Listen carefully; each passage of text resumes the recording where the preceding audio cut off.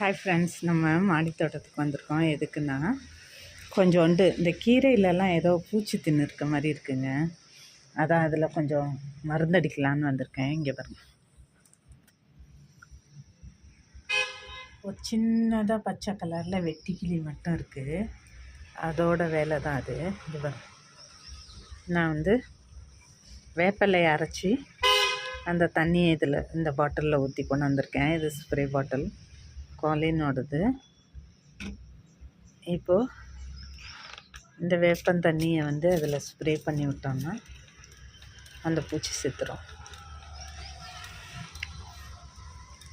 Spray பண்ணதான் துள்ளி குதிச்சிச்சு, அதனால தான் எனக்கு தெரிஞ்சிச்சு. சரி, அந்த ஸ்பைடர் தான் இருக்குது.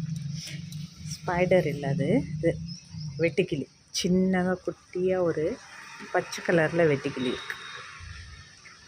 நான் வீடியோவில் வந்துச்சுன்னா காமிக்கிறேன்.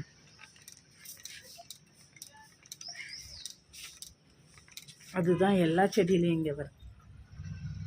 துளசி செடியிலையும் 2 இலையை ஓட்டப்பட்டிருக்கு.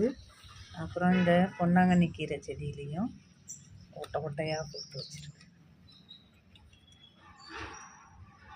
இந்த இலையை சாப்பிட்டுக்கிறது அதான் அதுக்கு மருந்து அடித்தா தான் சரியாக வரும்னு மருந்து அடிக்கிறேன்.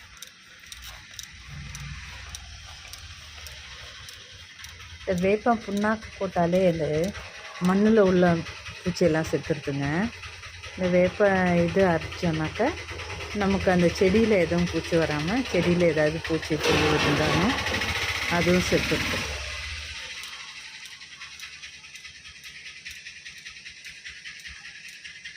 கொசு கூட இருக்காது.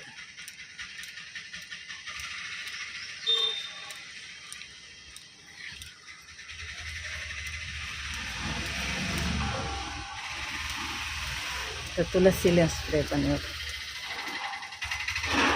அது நெக்ஸ்ட் டே நம்ம தண்ணி ஊற்றும் போது அது போயிடும். அதனால் பயப்பட வேண்டாம். பூச்சி மட்டும் வராமல் இருக்கும், அதனால் அடுத்து. ஓகே ஃப்ரெண்ட்ஸ், தேங்க்ஸ் ஃபார் வாட்சிங். நீங்களும் உங்கள் வீட்டில் ஏதாவது பூச்சி தாக்குதல் இருந்தால் ட்ரை பண்ணி பாருங்கள். எனக்கு ஒர்க் அவுட் ஆகுது.